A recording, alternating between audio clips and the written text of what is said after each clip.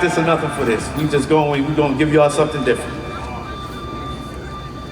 When the taxes taken from our weekly checks are used to build prisons that incarcerate us, school curriculums that miseducate us, and pay for the salaries, weapon, and training of police officers that target us, then it is fair for me to conclude that we are financing our own destruction. A degree earned in the prestigious dungeons of Yale and Harvard are merely pieces of paper which requires the signatures of only men. These mortal masters would never expose us of our godly identity, for they possess finite knowledge, finite wisdom, and finite understanding, which they have carefully wrapped under layers of social conditioning, colorfully camouflaged as school spirit, go dogs, athletic altars, gladiator worship, packed coliseums, Greek life and letters that symbolize brotherhood through broken pride. Virgin's innocence ripped when cardinal seeds and beer kegs collide.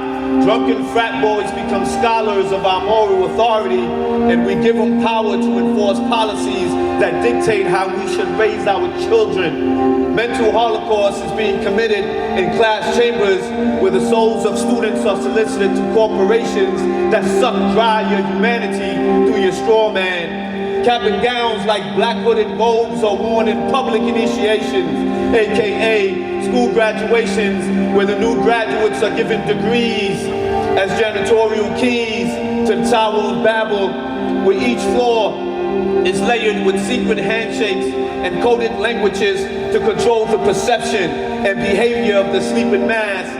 But we see clearly the signs of deteriorating times, but still recycle our children through revolving doors of spiritual death, where we encourage them to close the universal portals of infinite knowledge, infinite wisdom, and infinite conscience that guides us through our intuition. But we gladly trade that for a college tuition, so we too can possess expensive cars, elaborate homes, 20 plus years of student loans that fuels the engine of this capitalist system that operates under the premise that money will continue to grow on our family trees.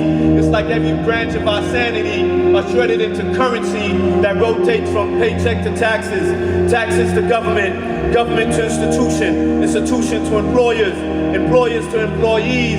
And when your candle of life melt away or is blown out by the same breath that blew life within you, we leave behind trails of material possessions, wills that divide families, bills that drives us to financial insanity, where we are then prescribed prescription pills to help recover this humanity that we have suffocated with the pillows of imitation life.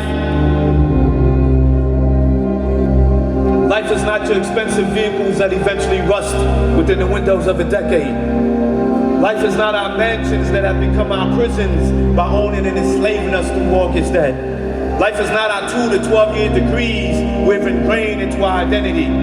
Life is that voice that peeled back your eyelids to the morning sun. Life is that 2-second vision of clarity piercing through your cloudiest moments.